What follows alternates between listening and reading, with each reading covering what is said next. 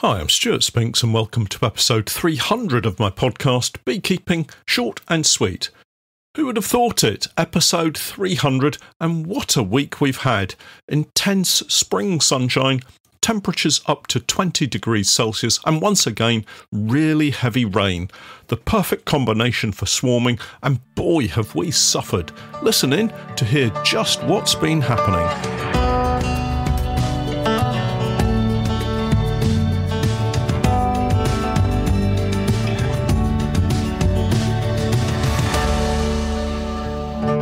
Beekeeping Short and Sweet, a beekeeping podcast for the inquisitive beekeeper with a short attention span. A beekeeper, in fact, just like me. Today's podcast is sponsored in part by Healthy Bees, Heavy Hives, a new book on beekeeping today with a focus on helping you maximise your yields and, hopefully, increasing profitability in beekeeping, featuring clear diagrams and beautiful photographs that complement a relaxed and humorous writing style which is both enjoyable and informative to read. Available now at Northern Bee Books, Amazon and all good bookstores both online and in your high street. You'll find links in today's podcast notes. Hi everyone, welcome back to the podcast. Another week passes and who could have predicted that I would be sat here talking with you on podcast number 300. As I don't have a drum roll or any fake applause, I'm just going to sit in my office with a warm smile and a feeling of pride at actually reaching this particular milestone. Well, that's quite enough self-praise, I think. Let's get on with the beekeeping. And my goodness, what a week we've had. You'll all be familiar with my ongoing obsession with planning for the beekeeping season ahead and being adaptable. Well, this week we've had a great plan in place which has had to basically be parked as we've pretty much had a full-on week of firefighting with swarming colonies. I think I've been talking this one up for a few weeks now, so it really didn't come as any surprise when we started seeing several colonies with sealed swarm cells. So let's start at the very beginning, and as Steph constantly tells me, it's a very good place to start. The weather, well, it's been all over the place. Rain and cold winds on one day, followed by blue skies and 18 to 20 degrees Celsius the next. Colonies have been expanding rapidly, and as the weather returns to the colder, wetter days, the bees find themselves trapped inside the hive, getting in each other's way and generally feeling like they have no more room. So, well, let's just swarm, they say. This situation has been building for some time.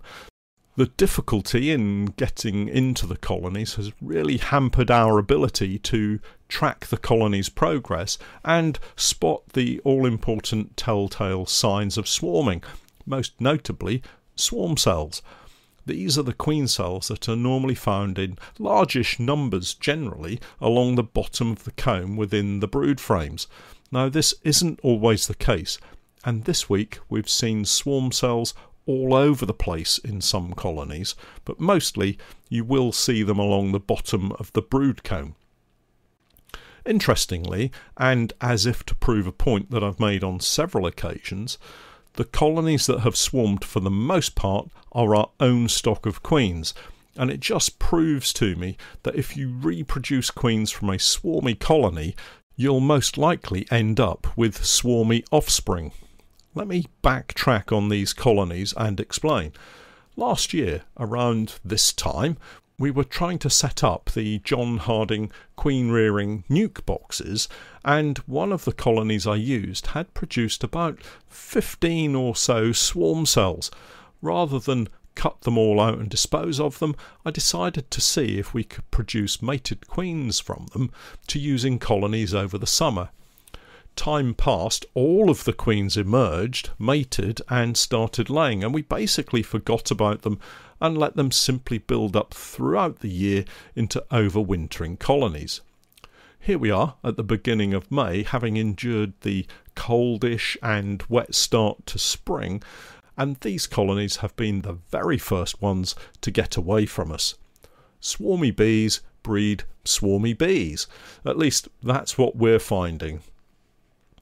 It's a shame, but there's no point in wringing our hands and moaning about it. Well, at least not for too long. I've actually done exactly what I did last year. I've split them down so we can use all of the queen cells that we can, but this year we're going to prepare these nukes for the heather honey trip, so they'll be getting new queens around the end of this month from our good friends up at Northumberland Honey. Speaking of which, out of all of the colonies that we have Luke and Susie's queens in, maybe 40 or so at the moment, just 2 of those have swarmed, and one of those we captured on camera just this week. It was one of the biggest swarms we've collected for some considerable time, and ended up having to go into a double Langstroth brood box setup. These queens have been calm, productive and slow to swarm, ideal for what I'm trying to do, so I just can't wait to get all of our bees over to these lovely queens. Talking of calm bees, another of our apiaries is anything but. Here we're talking about devil bees, our own produced stock from no queen in particular, mostly splits from previous seasons, and they've all turned really nasty. It's interesting that they're all from the same apiary too. Now, there could be something more at play here other than just poor genetics.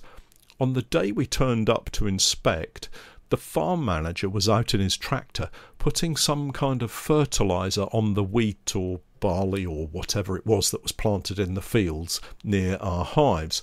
He wasn't spraying any insecticides. In fact, he wasn't spraying at all. It was more of a dribble type setup. But once he had finished, there was obviously something in the air, because I could smell and taste it. I guess the sun was evaporating it. Now, if I could taste it, then I'm sure our sensitive honeybees could detect it too. So maybe it was that was making them grumpy and turning them into followers and chasers and stingers and generally being downright nasty. I suspect this is more wishful thinking on my part, but we live in hope. It's important that you give your bees a fair chance to prove they can behave themselves before getting rid of the queen and buying in new stock. It might just be local conditions on that day that are affecting them. In other news, I had a conversation with one of our farmers the other day about why his oilseed rape flowering period seems to have been much shorter this year compared to last. I'd imagined that he was going to tell me he was using a different variety of oilseed rape this year, and that was the reason. Well, it turns out he's trying to go organic, and in his words, he's screwed up this year by not having enough nitrogen in the soil for them. He felt that he should have given them a little bit more, but discovered that fact too late to do anything about it. Apparently, and here I have no knowledge, so don't shout at the podcast if I'm telling you a load of old nonsense, but apparently a nitrogen boost for the oilseed rape will allow it to flower stronger and for longer. Obviously, the farmer in question didn't share this organic approach with me until this last week, so we had no idea how the crop was going to perform. The upshot of this is we're about 2 weeks short of the normal end of the oilseed rape flowering than we would normally be at this location. The cost to us could have been enormous if we'd placed more hives here and targeted his oilseed rape for a large spring honey crop. We might have been in a world of pain right now, but the actual cost is not so painful, thankfully, as we've been using this crop to build overwintered colonies for sale at this location. So we weren't expecting very much of a honey crop at all.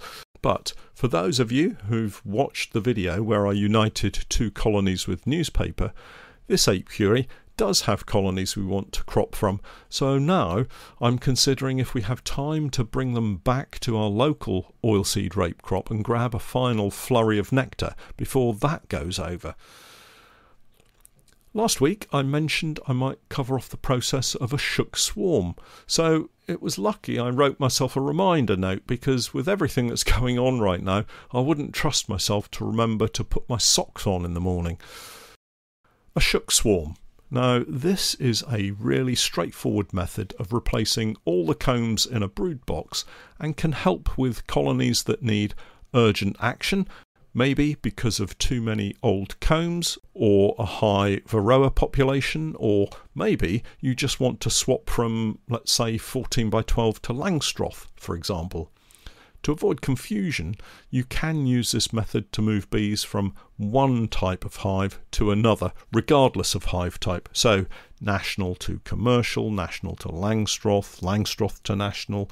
You kind of get the picture, I'm sure. It differs from a Bailey comb change that I spoke of last week in that here we're removing all of the frames all at once, including eggs, young larvae in open cells and all the sealed brood. In fact, we're also removing frames of food too. So if it's in the brood box, it's got to go. Here's what you do.